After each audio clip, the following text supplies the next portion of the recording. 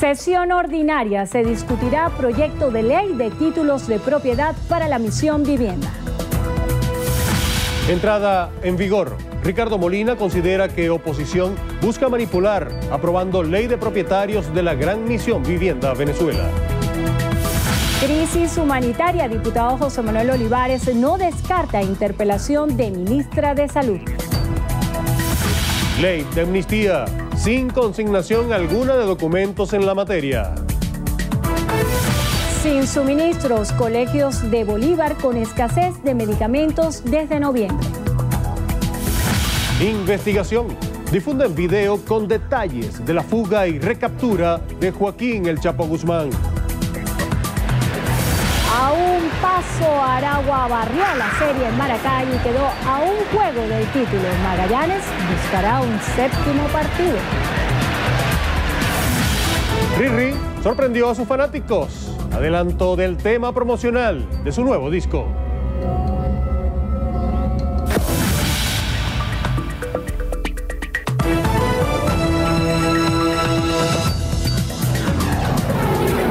Noticiero Venevisión. Información justa y balanceada. ¿Qué tal, amigos? Muy buenas tardes. Gracias por acompañarnos en la presente emisión de su noticiero Venevisión. Ya estamos listos con las informaciones para ustedes. Así es, a partir de este momento, Endrina Yepes y quien les habla, José Manuel Dopazo. De inmediato con las informaciones. Comenzamos. Manuel Felipe Larrazábal, presidente de la Cámara Venezolana de la Industria de Alimentos, evalúa la situación alimentaria actual del país.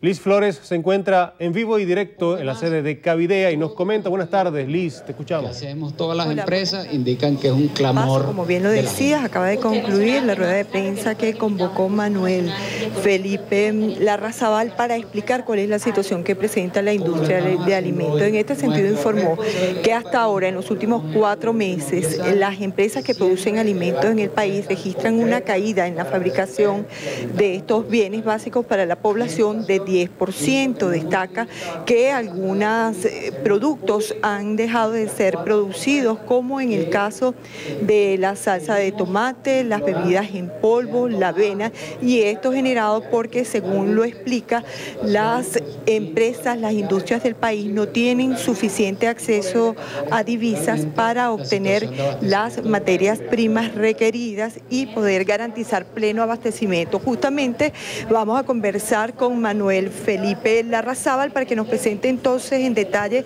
para Venevisión cuáles son las propuestas que ustedes hacen, cuáles son los principales problemas que están afectando la producción de alimentos en el país. Sí, hacemos 4 propuestas de aplicación inmediata. Una, permitir el acceso inmediato y suficiente de divisas, que pasa por reconocer la totalidad de la deuda comercial, refinanciar la deuda comercial en términos y condiciones aceptables por los proveedores y utilizar los dólares frescos a través de mecanismos de pago a la vista para el reabastecimiento de la materia prima. En segundo lugar, incentivar la producción nacional, que no es más que promover el desarrollo agrícola que permita el crecimiento en rubros donde Venezuela tiene ventajas, como el maíz, el café, el arroz, el cacao. La industria, el rol que tiene es garantizar la compra de la totalidad de la cosecha nacional a precios adecuados para el productor agrícola.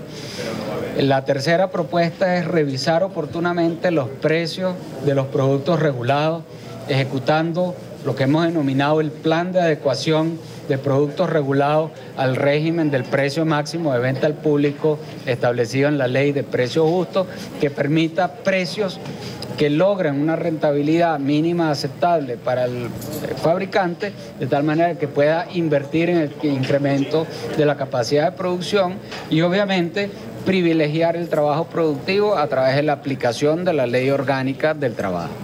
Bien, le damos las gracias entonces a Manuel Felipe Larrazábal. Como ustedes acaban de escuchar, ha enumerado los principales problemas que afectan a la industria de alimentos. Destacaba principalmente el caso de que los precios de algunos productos básicos están regulados desde hace mucho tiempo, prácticamente congelados, y mientras los costos de producción de estos alimentos aumentan 580%, los ajustes que hace el Ejecutivo Nacional no llegan ni a 50%, lo que le genera poca producción y dificultad para reponer los inventarios. También destacan que la ley del trabajo ha generado ausentismo laboral, lo que también disminuye la producción en las fábricas de alimentos de todo el país. Ellos destacan que a pesar de que no forman parte de lo que es el Consejo Nacional de Economía Productiva, están dispuestos a dialogar con el Ejecutivo Nacional para presentar todas las propuestas de solución que permitan garantizar el abastecimiento de alimentos básicos para la población. Este es el reporte que les tenemos en vivo y directo desde la sede de Cavidea. Endrina, do paso. Muchísimas gracias, Liz, por este reporte. Continuamos con más información. En Ecuador, el presidente de la República, Nicolás Maduro, sostuvo un encuentro privado con su homólogo colombiano, Juan Manuel Santos, en el que se abordaron la crisis originada por el cierre fronterizo y los avances del proceso de paz con la FARC. Con un apretón de manos se inició la reunión entre ambos mandatarios luego de participar en la cuarta cumbre de la CELAC realizada en Quito. Durante varios minutos, los jefes de Estado conversaron sobre temas que centran gran parte de la agenda bilateral, como la permanencia del cierre fronterizo y la consolidación del fin del conflicto armado en Colombia. En el encuentro también estuvieron presentes la canciller de la República, Delcy Rodríguez, y su par colombiana, María Ángela Holguín. Luego de la reunión, Santos escribió en su cuenta de Twitter que la cita de la CELAC fue un escenario para conversar con el presidente Maduro sobre temas de interés para ambas naciones. Bien, amigos, a esta hora se realiza la primera discusión del proyecto de ley de otorgamiento de títulos a beneficiarios de la Gran Misión Vivienda Venezuela en la sesión ordinaria de la Asamblea Nacional. Manuel Covela nos amplía esta información. Adelante, Manuel, buenas tardes, te escuchamos. Así es, buenas tardes, José Manuel, Endrina, amigos. Efectivamente, en este momento continúa la discusión de este proyecto de titularidad a los beneficiarios de la Gran Misión Vivienda Venezuela. Es el primer punto del orden del día en la sesión que se está realizando hoy en la Asamblea Nacional, y hasta el momento ya han tomado derecho de palabra 7 diputados, entre ellos Julio Borges, jefe de la bancada de la Mesa de la Unidad Democrática en la Asamblea Nacional, quien además fue el proponente de este proyecto que otorga la propiedad en la Gran Misión Vivienda Venezuela. Esto fue parte de su intervención.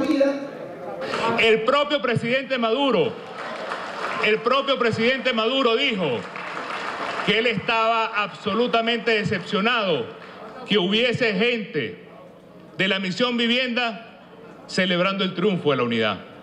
Incluso llegó a decir que él podía dar 500.000 viviendas más, pero que no lo había hecho porque la gente no había votado por él. Esa dependencia, esa esclavitud es la que desaparece el día de hoy. La gran diferencia entre el artículo 8, que habla de ese disfraz que es la propiedad familiar, donde la familia no es dueña, sino el gobierno es dueño, es que lo que estamos promoviendo nosotros y vamos a hacer realidad con esta ley es el hecho de que la familia, el padre, la madre y todo el conjunto familiar tenga derecho pleno, sin adjetivo, sin apellido, y que esa familia pueda crecer, y que esa familia pueda progresar, y que esa familia pueda ser dueña de su futuro de manera plena, porque son propietarios plenos, sin tener al gobierno metido dentro de la casa, sino dueños de su futuro. Y ese es el gran dilema y la gran diferencia de la ley que proponemos hoy con la legislación disfraz que tiene el gobierno. Bien, palabras de Julio Borges como parte de su participación en el momento de proponer ante la plenaria el proyecto de ley para su primera discusión que otorga la titularidad a la Gran Misión Vivienda Venezuela. Por parte del Gran Polo Patriótico, el primero que ejerció derecho de palabra fue Ricardo Molina, quien también exministro de la Vivienda. Vamos a escuchar. Es mentira que firmaron la entrega de la ley 109 diputados, fueron 45, aquí está. Así que los 64 que no firmaron tienen la posibilidad de decirle al pueblo que ustedes no apoyaron este bodrio. Ténganlo en cuenta. Miren, en sus en su exposición de motivos, esta ley refiere que se atendieron 100.000 familias en el año 2010-2011 que fueron víctimas de la emergencia climática. Primero, no fueron 100.000, fueron 147.000. Que si esa tragedia hubiera ocurrido en la Cuarta República, quién sabe en qué barranco estuvieran arranchados otra vez. Hoy esas 147.000 personas viven en su vivienda propia, en casas bien construidas y en los mejores terrenos. Bien, a esta hora entonces continúa la discusión de este proyecto que se refiere a la Gran Misión Vivienda Venezuela. También otro de los puntos del orden del día es la discusión sobre la situación de las empresas básicas de Guayana. Es la información que podemos nosotros ofrecerles hasta el momento. Sigan con más de la emisión meridiana de Noticiero Venevisión. Muchísimas gracias, Manuel. En su informe mundial 2016, Human Rights Watch denunció que el Poder Judicial de Venezuela prácticamente dejó de funcionar de forma independiente al gobierno, ya que a su juicio los diputados oficialistas asumieron desde la Asamblea Nacional el control político del Tribunal Supremo. La organización internacional resaltó que bajo el liderazgo de los presidentes Hugo Chávez y Nicolás Maduro, la acumulación de poder en el Ejecutivo y la erosión de las garantías de derechos humanos han permitido al gobierno intimidar, censurar y juzgar a sus disidentes. Denunció que líderes políticos opositores han sido arbitrariamente arrestados, condenados. Pidió al gobierno nacional cesar los ataques a defensores de los derechos humanos por parte de los cuerpos policiales. También instó a garantizar el acceso a medicinas y bienes básicos en el país. Igualmente pidió a Brasil erradicar las ejecuciones extrajudiciales de civiles a manos de la policía y el calaminoso estado de las prisiones en el país sudamericano. En cuanto a la crisis migratoria en Europa, señaló el temor al terrorismo y a los refugiados que ha impulsado políticas opresoras en los gobiernos occidentales que socavaban las libertades de los ciudadanos por otra parte. El defensor del pueblo de Colombia, Jorge Armando Otálora, renunció a su cargo tras ser acusado de presunto acoso laboral y sexual a su ex secretaria privada, Astrid Elena Cristancho. Se espera que en las próximas horas Otálora presente formalmente su dimisión ante la Secretaría de la Cámara de Representantes colombiana. El escándalo surgió cuando el columnista de la revista colombiana Semana, Juan Diego Restrepo, publicó una columna de opinión el pasado mes de septiembre en la que denunció el presunto maltrato laboral que los empleados de la Defensoría del Pueblo recibían por parte de Otálora. A esto se le sumó la denuncia de que Cristancho, ex secretaria de Otálora, quien renunció hace pocos meses, había sido víctima no solo de acoso laboral, sino también de acoso sexual por parte del ex defensor. Es momento de hacer nuestra primera pausa. A la próxima parte, a la luz. Difunden más detalles de la recaptura del más buscado del narcotráfico. Todos los detalles a la vuelta.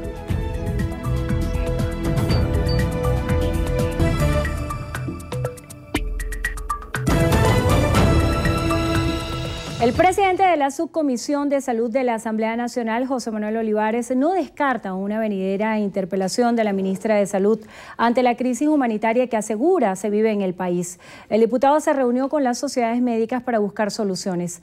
Oliver Rodríguez nos ofrece más detalles.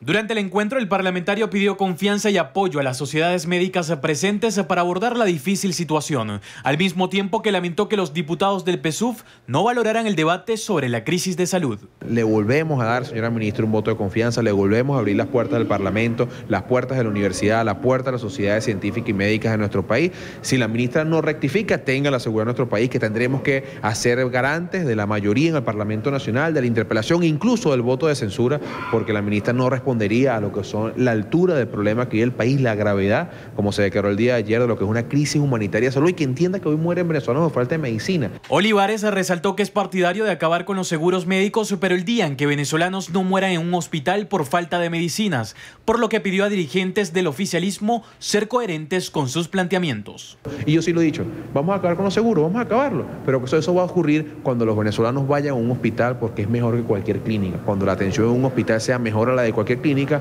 la actividad aseguradora perderá su curso naturalmente, pero no con propuestas populistas y doble discurso cuando, como lo decía hace un segundo, es el Estado quien tiene las mayores empresas de seguro en nuestro país. Las sociedades científicas puntualizaron la necesidad de respuesta por parte del Ejecutivo. Si en realidad nos importa la salud de los venezolanos, debemos buscar medidas importantes y contundentes y concretas y no estar en ejercicio inútil de pastoreo de nubes. El parlamentario también destacó que ya se ultiman los detalles para iniciar una serie de visitas programadas por diversos hospitales del país. Anunció que estas visitas se realizarán en 2 tandas e iniciarán con el Hospital Universitario de Caracas. Esto con el objetivo de pedir a sus directivos un stock de insumos médicos como parte del diagnóstico para las soluciones. Desde el Museo Boliviano de la Asamblea Nacional, Oliver Rodríguez, Noticiero Venevisión. El alcalde de Caracas, Jorge Rodríguez, inspeccionó la construcción de un complejo habitacional de 200 viviendas en el sector El Nazareno de Casalta 4, aquí en Caracas. La obra tendrá un costo superior a los 100 millones de bolívares. Rafael Aníbal Camacho estuvo allí y tiene los detalles. Rafael. Precisó el alcalde capitalino que estas viviendas se levantan con un novedoso sistema. Con un sistema constructivo que adquirió la alcaldía de Caracas, con unos paneles llamados MMDUA, y con ese sistema ya estamos a punto de culminar las primeras 8 viviendas. Aseguró Rodríguez que en el urbanismo se construirán canchas, escuelas e invernaderos que servirán para el sustento de esta comunidad del oeste de Caracas. Ya hay sembrado para plantas medicinales, plantas de orégano orejón, de atamel, que es una planta, a pesar de las burlas de la gente de la derecha, y están sembradas aquí. Y aquí en la cúspide, en el pico de la colina, vamos a colocar también una casa de cultivo. Según afirmó el alcalde Jorge Rodríguez, se tiene previsto que estas 200 viviendas sean entregadas a las familias de la urbanización El Nazareno para el segundo semestre de este año 2016. Desde Casalta 4, Rafael Aníbal Camacho, Noticiero Venevisión. La presidenta del Colegio de Farmacéuticos de Bolívar, doctora Gloria Peña, afirma que desde el mes de noviembre no tienen suministros ni reposición de los medicamentos, por lo cual manifiestan una gran preocupación.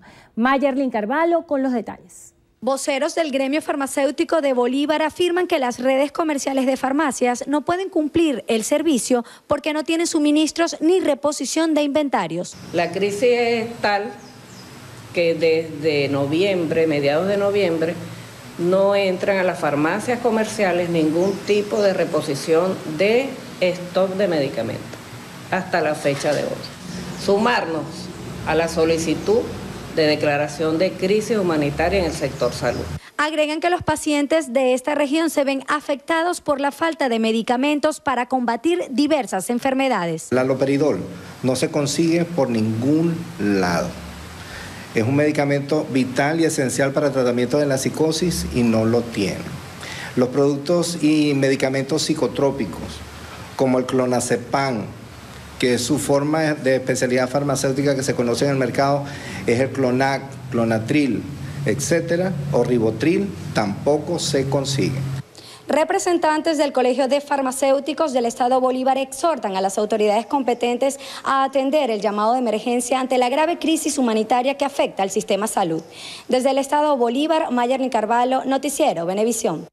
De visita en el estado Zulia, el defensor del pueblo Tarek William Saab resaltó que el proyecto de ley de amnistía aún no existe debido a que no se ha consignado ningún documento en esa materia. José Leonardo Nava tiene los detalles.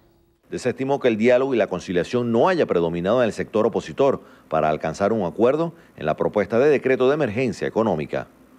Estamos en una época de diálogo. Si hay un momento político en donde las partes están sentadas a través de un amplio espectro que son las mesas para la economía productiva, mi impresión es que tú tienes que participar de eso y no ponerte a un costado. O sea, yo creo que el momento de la diatriba política no es el que signa la historia actual venezolana. Ofreció un balance positivo de la Defensoría durante el año 2015, lo que a su juicio se traduce en confianza del ciudadano común. El pronunciamiento lo hizo en el marco del Foro Constitución Bolivariana, Democracia y Derechos Humanos. Nuestro principal interés es dar a conocer, debatir también, promover, divulgar nuestra Carta Magna. Vemos el aumento en un 46% de las acciones defensoriales en el año 2015 comparado con el año 2014. El defensor del pueblo además anunció que el próximo mes de febrero acudirá ante el seno de la Asamblea Nacional para su respectiva rendición de cuentas. Desde el Estado Zulia, José Leonardo Nava, Noticiero Venevisión. A juicio del abogado y profesor de Derecho Constitucional de la UCAP, Jesús María Casal, si el presidente Maduro ejerce algún recurso ante la Sala Constitucional del TCJ por la desaprobación del decreto de emergencia económica y este desconoce las atribuciones del Poder Legislativo, se entraría en un conflicto de poderes. Si de lo que se trata es de seguir un camino, más bien el de cercar a la Asamblea institucionalmente, bloquearla en el ejercicio de sus atribuciones por medidas como las que se anunciaron en su momento con relación al conflicto de Amazonas, pues allí sí se plantearía un conflicto abierto de poderes en el cual pues realmente la postura del presidente se colocaría al margen de la Constitución, porque es muy clara la atribución de la Asamblea de que por valoraciones políticas, evaluando lo que sea más conveniente para los intereses del país, se apruebe o desapruebe un decreto de emergencia.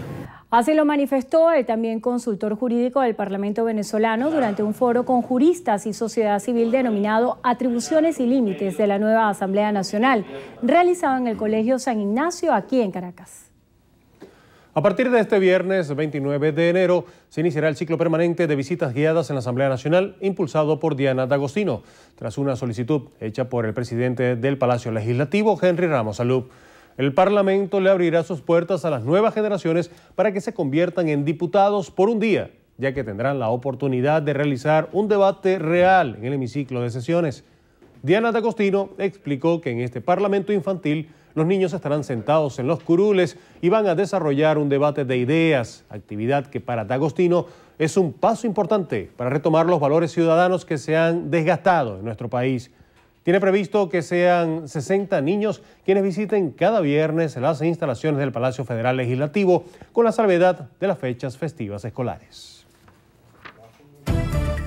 Es momento de hacer una nueva pausa. En instantes no se puede perder a Oscarcito en Estrenos y Estrellas. Así es, esto es El Regreso. Hola, ¿qué tal a todos? Les saluda Oscarcito Al Regreso. Estaré aquí en Estrenos y Estrellas por Venevisión. Se les quiere un montón. Oscarcito.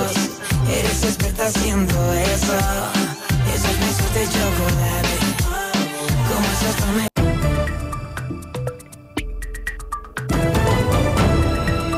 Continuamos con más de Noticiero Venevisión. La ministra para el Servicio Penitenciario, Iris Varela, deploró los hechos sucedidos en la cárcel de San Antonio de Margarita, estado Nueva Esparta, donde los privados de libertad subieron al techo del penal y detonaron armas de alto calibre a propósito del asesinato de Teófilo Cazorla Rodríguez, alias El Conejo. Aseguró que ordenará una requisa para recoger el armamento.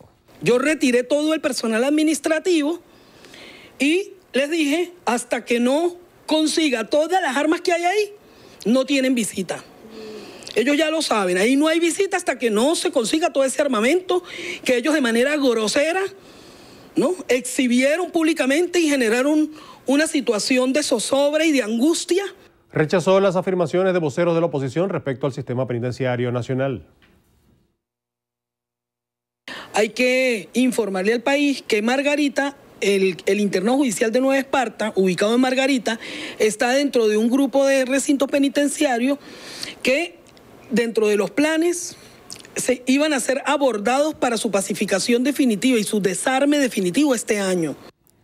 La policía de Chacao, acompañada del alcalde Ramón Muchacho, recibe representantes de la Comisión de Cultos y Régimen Penitenciario de la Asamblea Nacional y representantes del Ministerio de Asuntos Penitenciarios para enlazar esfuerzos en materia de seguridad. Diana Martínez, desde la sede de Polichacao, nos trae más información. Adelante, Diana, buenas tardes. Buenas tardes, gracias por el pase desde los estudios. Se dio inicio al denominado Plan Cayapa desde el municipio Chacao en un esfuerzo conjunto de la Comisión de Cultos y Régimen Penitenciario de la Asamblea Nacional, el Ministerio de Asuntos Penitenciarios y la Policía de Chacao a fin de dar soluciones al problema de hacinamiento que se presenta en los centros de detención de esta jurisdicción.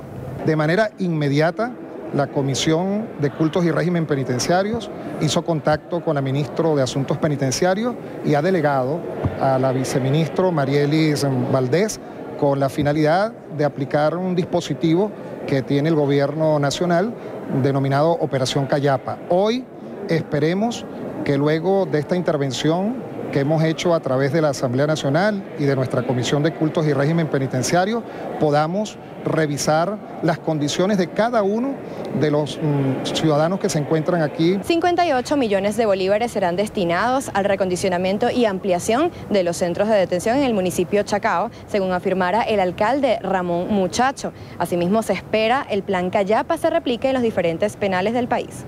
Diana Martínez, Noticiero Venevisión. Muchísimas gracias, Diana. Un funcionario de la Policía Nacional Bolivariana fue asesinado y otro resultó herido tras ser emboscados por delincuentes en la autopista regional del centro mientras se realizaban labores de patrullaje. Según las autoridades, los oficiales se trasladaban por el kilómetro 80 de la autopista regional del centro, cerca del peaje de La Victoria, Estado Aragua, a las 4 de la mañana, cuando hombres con armas largas a bordo de una camioneta dispararon contra la comisión, quedando muerto en el sitio el oficial agregado Aleidi José Vivas Garzón. Durante el tiroteo quedó herido con múltiples disparos el oficial agregado José Ramón Aguiar Hermoso, quien fue trasladado al hospital de Maracay. Se conoció que los antisociales despojaron a los funcionarios de sus armas de reglamento y escaparon del lugar. La Procuraduría General de México difundió un video con detalles de la investigación y las labores de inteligencia realizadas desde el momento de la fuga hasta la recaptura del narcotraficante Joaquín El Chapo Guzmán en Sinaloa el pasado 8 de enero. El audiovisual de 19 minutos de duración inicia con el relato de cómo huyó el Chapo del penal del Altiplano el pasado 11 de julio y muestra imágenes inéditas del túnel por donde escapó, de objetos que se encontraron en la casa por donde salió, así como fotografías de los implicados en la organización del plan de fuga. Entre otros de los detalles publicados, resaltan las operaciones de rastreo para ubicar y detener al líder del cartel de Sinaloa y de su reingreso al penal de máxima seguridad.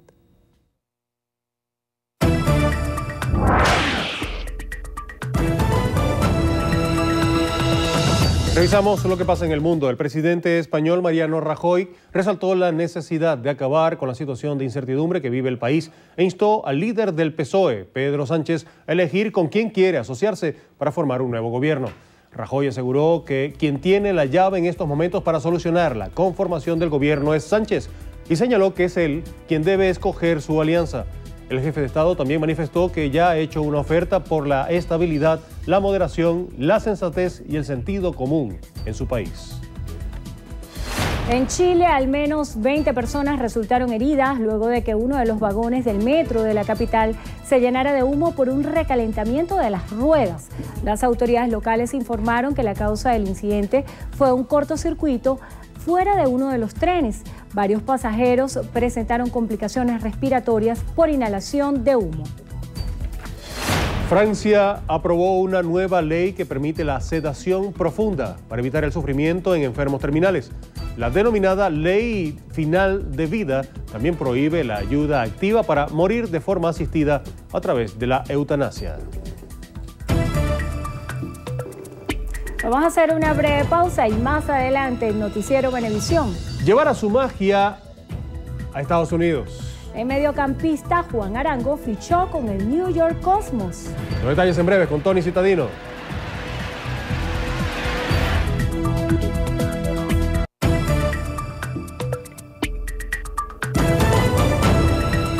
La Organización Mundial de la Salud advirtió este jueves que el virus Zika se propaga en forma explosiva en América y expresó su temor de que existan entre 3 y 4 millones de contagiados en el continente. Aseguran que no hay inmunización contra el virus del Zika. Explican que desde el año 2015 hay un repunte de la enfermedad. La OMS sostiene que hay varios virus que están expandiéndose por el mismo zancudo, entre ellos el chikungunya y el Zika. También ven con preocupación que el Zika se encuentra entre todos los puntos de América, desde Canadá, Estados Unidos hasta Argentina. Entonces tenemos múltiples virus que se están transmitiendo por el mismo vector, es decir, el mismo tipo de mosquito, circulan en los mismos territorios y países de la región americana. Son el virus chikungunya, el virus Zika y otros tipos de virus. Así que la diseminación y la velocidad de propagación del virus Zika en esta región responde a muchos factores. La población no tiene inmunidad con respecto a este virus. Dentro de las principales recomendaciones que da la Organización Mundial de la Salud está la necesidad de tomar acciones cuidando a niños y mujeres embarazadas. Para el próximo lunes, la OMS convocó a un comité de emergencia a fin de determinar si el brote del virus constituye una alerta sanitaria de alcance internacional.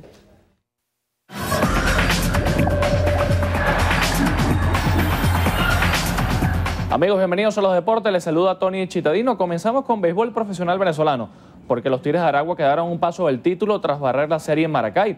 Los felinos vencieron a los navegantes del Magallanes 6 carreras por 1 para colocar la serie 3 juegos por 2, con transmisión del equipo campeón de Venevisión. El estadio José Pérez Colmenares de Maracay recibió el último juego de la temporada. Los Tigres volvieron a atacar desde temprano el picheo abridor de Magallanes al tener ventaja en el primer tercio del juego. Los felinos se fueron arriba en el tercer inning con un doble de Alfredo Marte y luego otro extra base de Junior Querecuto a la cuarta entrada llevó 2 rayitas más al plato. Ganó Austin Vivens y perdió Joelis Rodríguez.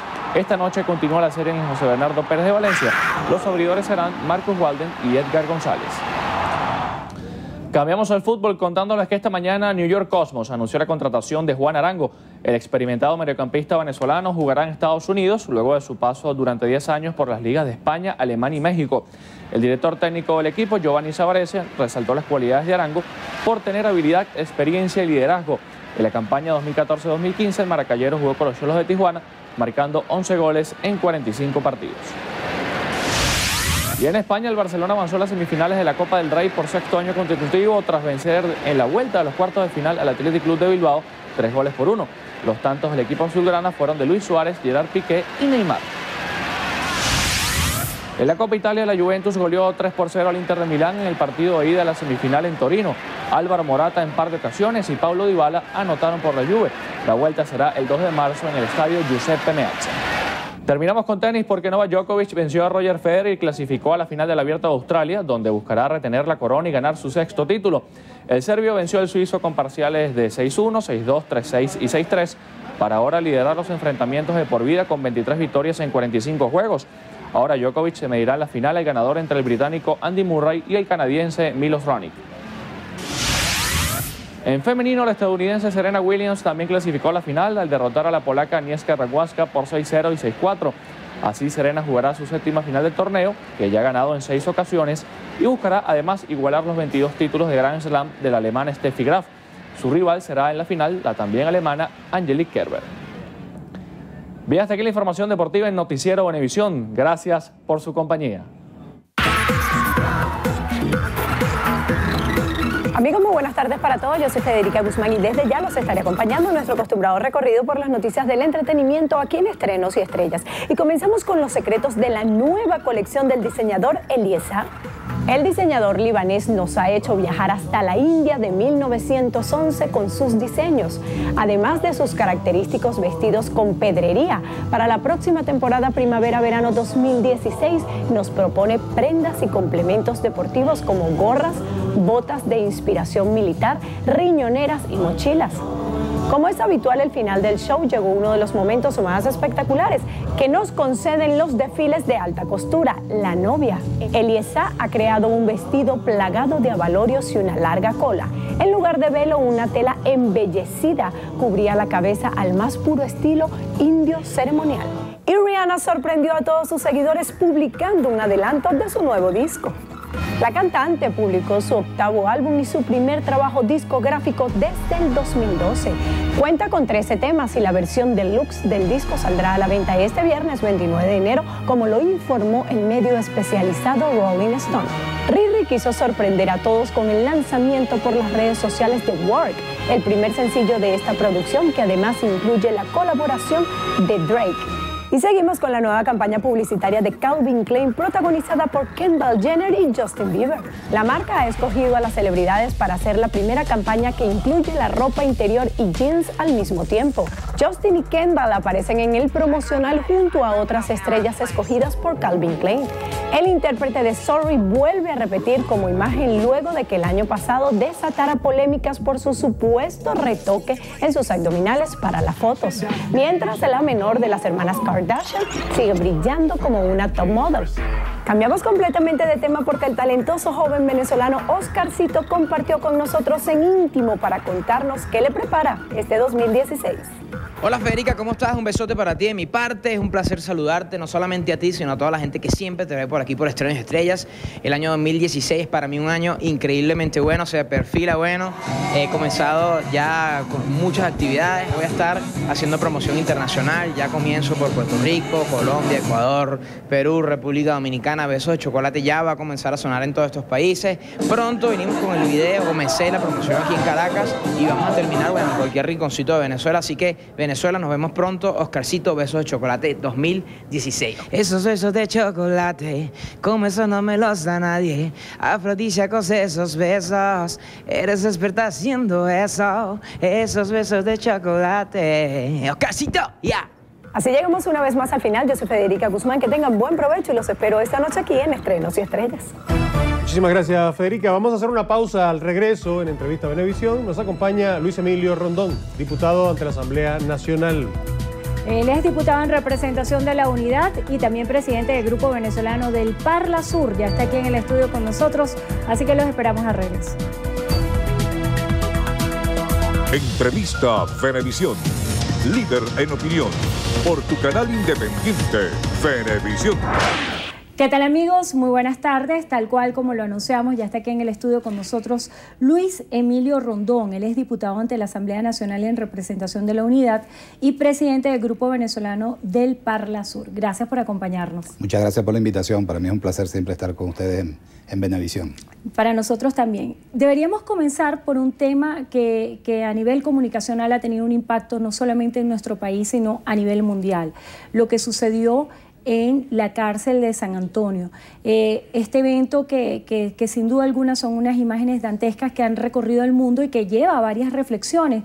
Muchos venezolanos se preguntan si estas cárceles tienen estos armamentos, qué es lo que está pasando afuera, por dónde comenzar desde el punto de vista legal en la Asamblea Nacional a tratar de revisar estas situaciones, sobre todo en su condición de diputado en representación de esta entidad. Sí, es lamentable lo que ocurrió en Margarita en ocasión de la muerte de este capo de la droga y de la delincuencia.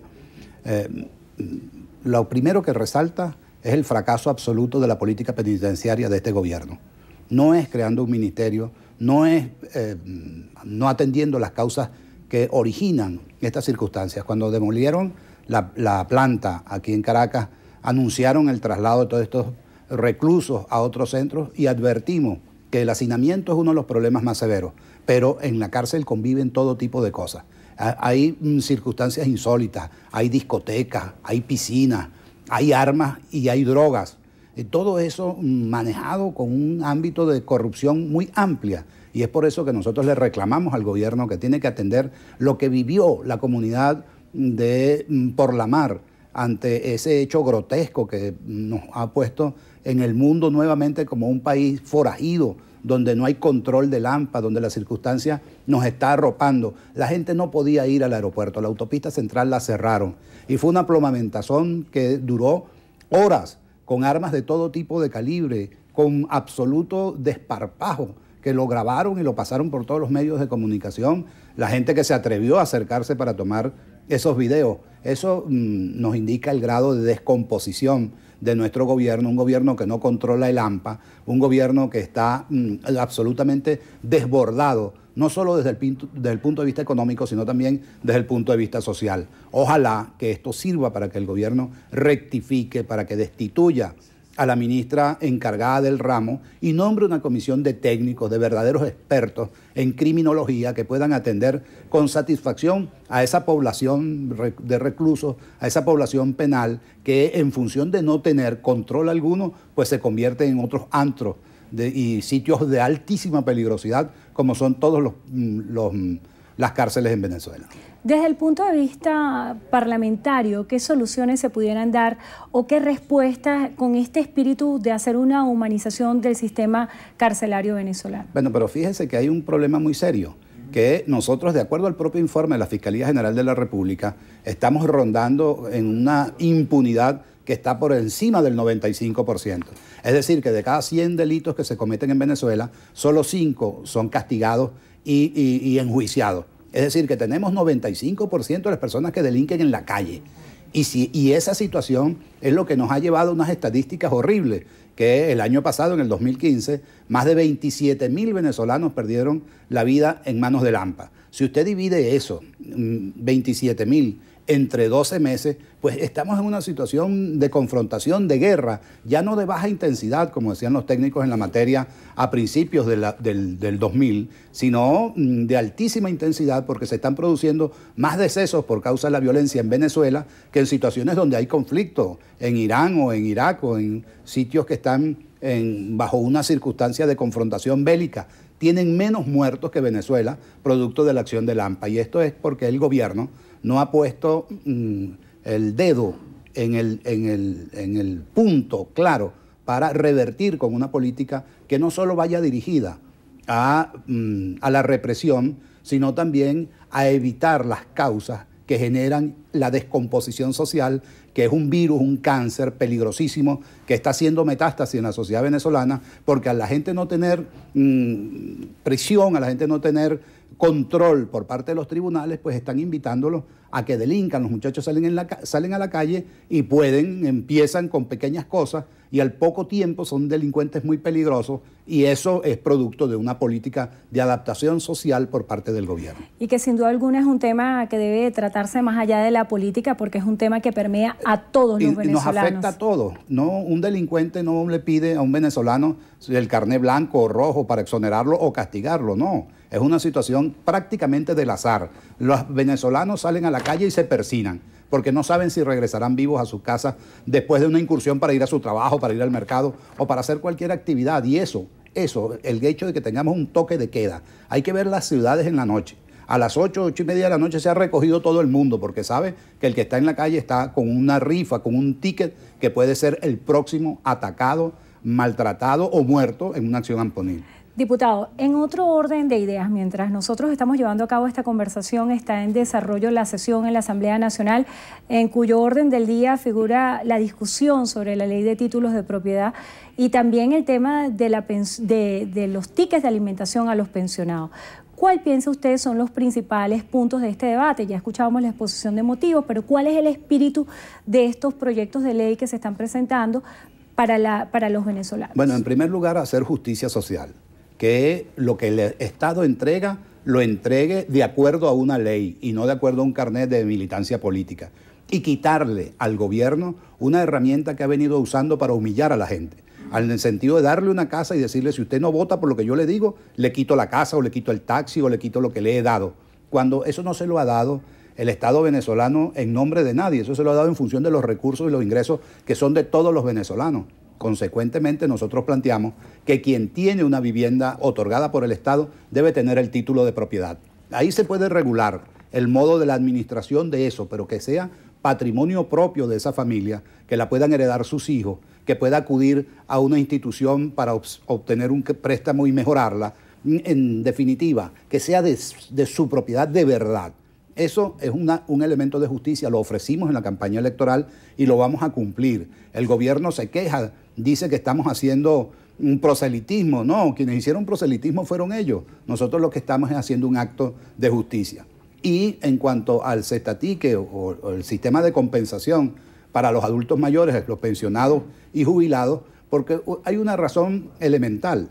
El sueldo ahorita no alcanza para nada.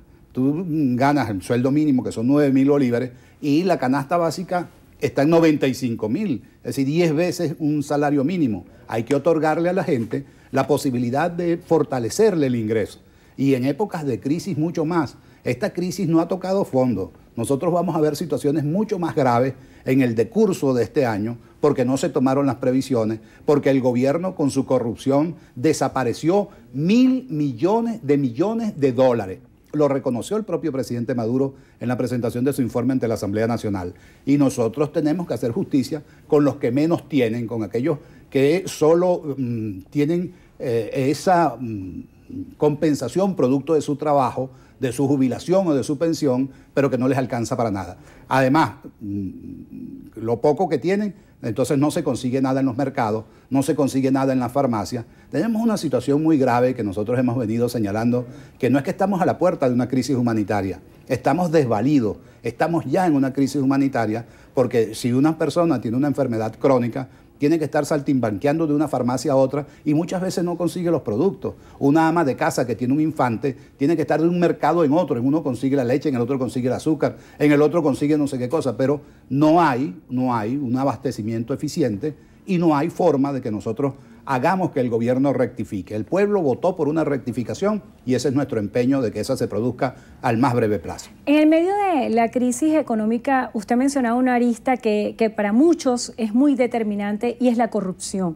Un trabajo especial de Transparencia Internacional hace que Venezuela encabece la lista, según este ranking, de los países más corruptos del mundo.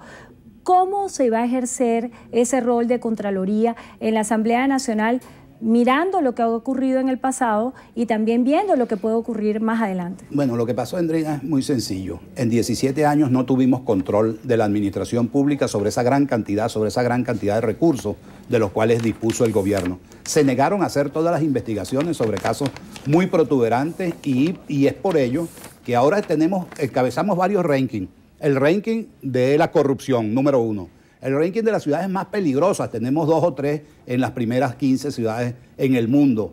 Ahora no tenemos dinero y todo eso producto de un modelo político equivocado que apunta hacia el fortalecimiento de esos vicios de la sociedad que son los que nosotros queremos erradicar y es nuestro compromiso con el pueblo venezolano, que la Asamblea Nacional esté a su mano para que podamos resolver los graves problemas que tiene el país. Diputado, quisiera conocer brevemente en su condición del presidente del Grupo Venezolano del Parlasur, de lo que han sido las propuestas, las iniciativas planteadas por el presidente Nicolás Maduro en la CELAC. Él propuso un plan de estímulo comercial de la región en virtud de la crisis que se vive en Latinoamérica y el Caribe. Bueno, pero debería darle vergüenza a Maduro, porque todos esos países que están allá tienen prosperidad, tienen una inflación de un dígito muy controlada, la gente tiene empleo, las sociedades son productivas, van superando sus problemas de pobreza y nosotros estamos comiéndonos la flecha de la historia, acrecentando todos nuestros problemas. Nosotros lo que debemos es reconocer la dimensión de la crisis y convocar a todos los venezolanos. Es insólito que el presidente no haya en todas estas alocuciones invitado a que todos nos sentemos a trabajar por el futuro de los venezolanos, de esos muchachos que no tienen la culpa y que les vamos a dejar un país eso hecho guiñapos. Nosotros tenemos que evitar que eso se consolide, que este proyecto político entienda que tiene que ser modificado y que juntos empujemos hacia el futuro porque es nuestra responsabilidad. Darle a la juventud, a los que vienen atrás, un país digno, un país en el cual se enorgullezcan, que no tengamos nosotros que estar viendo ese triste espectáculo que vemos en los aeropuertos de la partida masiva de jóvenes de toda Venezuela que quieren irse a cualquier parte a hacer cualquier cosa porque no ven futuro en su país. Eso hay que revertirlo. Cuando yo era joven, estudiante de la universidad, lo que quería era trabajar por mi país y ocuparme de mi país y estar pendiente de todas las cosas. Hoy veo con tristeza cómo sobrinos, familiares, amigos, están viendo a dónde van y cómo buscan